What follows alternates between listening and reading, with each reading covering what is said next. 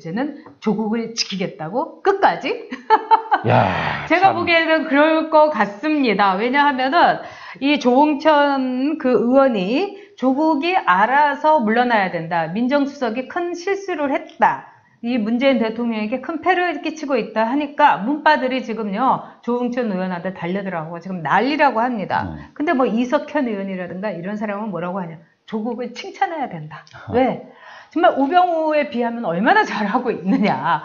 그리고 조국이 6개월 전에 알았다고 그러죠? 그 김모 감찰관인지 모 감찰관이 막 돌아다니면서 셀프 승진을 뭐 유영민 장관한테도 하고 막 이런 거에 대해서 알았다고 합니다. 근데 그대로 둔 거예요. 이러면은 진짜 엄청난 무능을 떠나가지고 끼리끼리 니들끼리 해먹는 청와대라고 할 수도 있는데요. 그거를 알고도 그냥 가만히 있었던 조국, 여전히 패북만 열심히 하는 조국, 여기에 대해서 우병우보다는 참 괜찮다고 했던 걸 보면은 지금 청와대도 제가 보기엔 제정신이 아닙니다, 여러분. 자, 정말 터졌습니다. 자, 이런 사건이 앞으로 더 많이 터질 가능성이 매우 높습니다. 여러분들 한 5년 전에 기억할 거예요. 5년 전에 박근혜 정부 시절에 비슷한 사건이 있었습니다. 청와대 행정관이 골프 접대를 받았어요. 그때 위안부위원 넘기려고 했습니다. 그러니까 야당에서 난리가 났었지요. 그런데 똑같이 반복했어요. 똑같이. 이러면서 비리가 터지고 레임덕이 나오는 겁니다. 그런데 지금 더 심하게 빨리 진행이 되고 있습니다. 이게 문제인 거예요. 벌써 지금 몇 건이 터지고 있습니까? 게다가 이제 조국 수석은 제가 보기에는 좀 무능해요. 솔직히. 제가 이런 이야기, 특정인에서 이런 이야기 잘 안 합니다만, 근데 이 이야기는 꼭 하고 싶어요. 무능합니다. 이거에 대해서 진짜 그 조직을 운영해본 경험이 없는 사람이에요.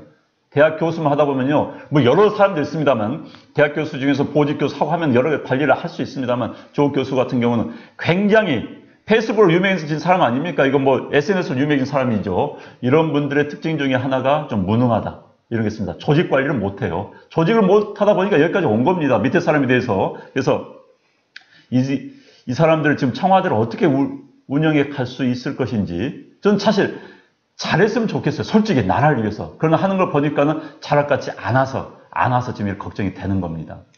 제가 볼 때는 이 청와대라든가 당에서, 민주당에서는 이번에 기강회의에 대해서 사과를 했습니다. 그럼에도 불구하고 조국에 대해서는 조홍천 의원 빼놓고는 다들 입을 다물고 있는 거예요. 그리고 또 어떤 얘기까지 지금 SNS에서 쫙 올라오고 있냐면 조국을 다음 대선 후보로 만들어야 된다. 그리고 이 김어준이라는 사람은 뭐라고 했냐면 그동안의 좌파들은 너무 얼굴이 거무튀튀하고 운동권이어갖고 세련되지도 못하고 촌스럽고 막 이랬다. 근데 조국을 봐라. 외모가 올킬이다. 그렇기 때문에 외모가 좋고 세련돼 보이는 강남 좌파를 내세워가지고 다시 한번 우리가 정권을 잡아야 된다. 이게 이제 김어준의 얘기였어요. 정말 컨텐츠가 없기 때문에 외모를 팔겠다는 자기 고백이다. 좌파의 자기 고백이다. 이렇게 볼 수 있습니다. 그리고 조국이라는 사람이 그동안에 SNS에 올린 거 저도 제가 열심히 이렇게 봅니다. 그런데 내용이 없어요. 저는 그런 분이 어떻게 해서 이 서울대학교 교수가 다 됐는지 그게 수상합니다. 그리고 조국이 그동안에요. 쭉 이렇게 민정에서 걸러가지고 냈던 이른바 인사 파일 다 문제 있었던 사람 아닙니까?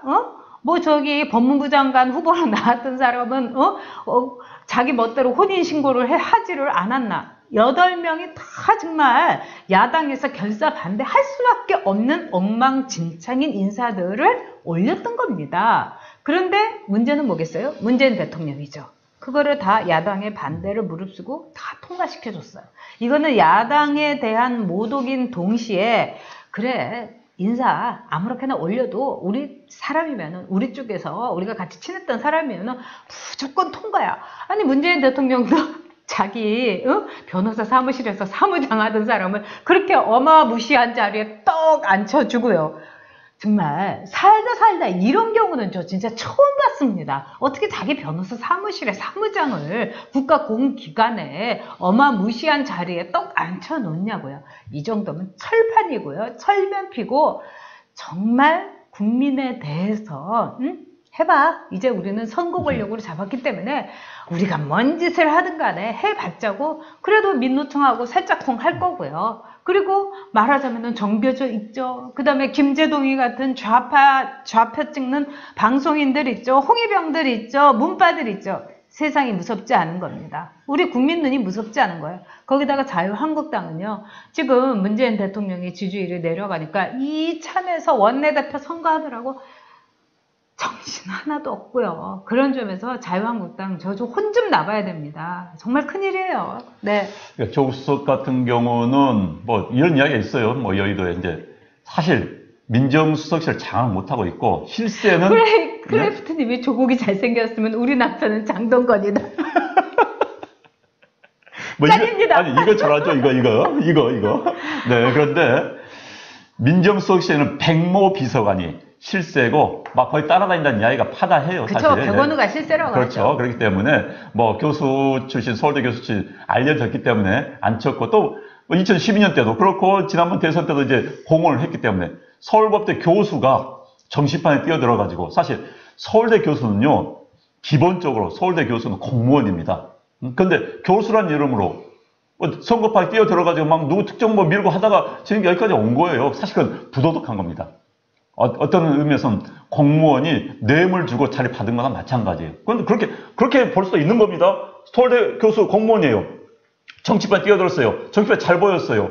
막 자기 열심히 일했어요. 이쪽에 뇌물 주고 그다음 진급한 거나 마찬가지인 거예요. 그럼 부도덕한 겁니다. 사실 국립대학교 사립대 교수하고는 자기 틀린 겁니다. 그런데 이제 수석을 하고 있고 아직도 서울대 교수 그만두지 않았을 겁니다. 그만둬야 됩니다. 조국 씨. 그래서는 안 되는 거예요. 양심이 있어야 되는 거고요. 그 다음에. 서울대로 돌아가고 싶어서 그렇겠죠. 그러니까. 그건 안 되는 거. 서울대 예. 엿보이는 겁니다. 그만둬야 되는 거예요. 조국 씨. 그리고 조국 잘생겼어요.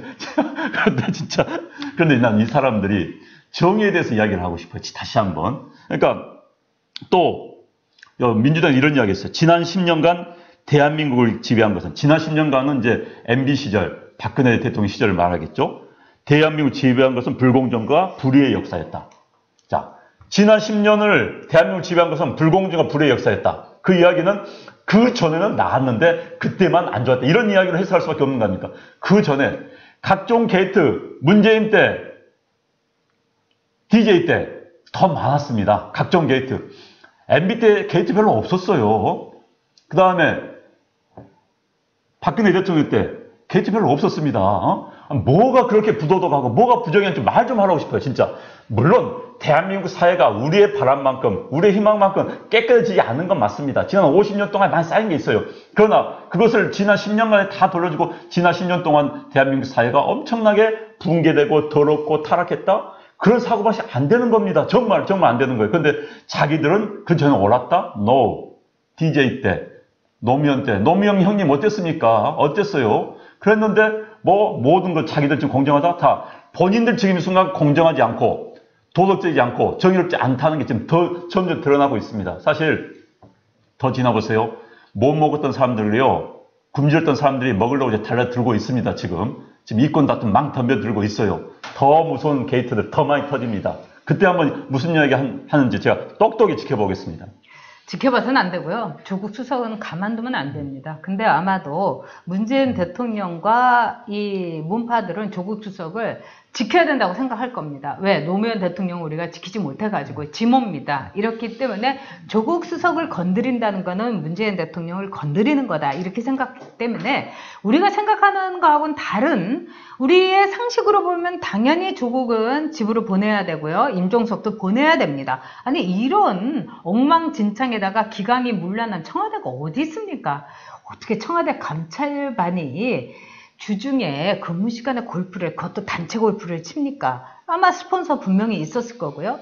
그리고 조국 수석에 대해서는 제가 볼 때는 진짜 아까 조영민 님이 법률적인 지식도 좀 모자라는 것 같다. 그렇습니다. 이 법률적으로 지난번에 청와대에서 얘기를 했을 때 조국이 잘못해가지고 완전 개망신당하지 않았습니까? 근데 이것뿐만이 아니라 청와대와 지금 민주당이 갖고 있는 의식, 이거는요. 한마디로 지몬미인 겁니다. 이걸로 여러분들이 하나의 정의를 할 수가 있습니다. 오죽하면은요, 경선에서 앙금이 있다고 이재명이를 저런 식으로 탈탈탈탈 털고 기소를 시키겠습니까? 그런 점에서 문준영이 얹혀있는 해경궁 김씨 갖고는 기소하지 않겠지만은 형님 건 갖고는 기소를 할 겁니다. 그러니까 문파들은요, 경선에서 문재인 대통령에 대해서 왜 이렇게 대답도 못하고 어리버리하고 왜 이렇게 질문의 핵심도 모르냐고 이렇게 한 이재명을 용서할 수가 없는 겁니다. 왜? 문재인은 노무현 대통령의 비서실장이었기 때문에, 조국은 문재인 대통령이 데려온 사람이기 때문에.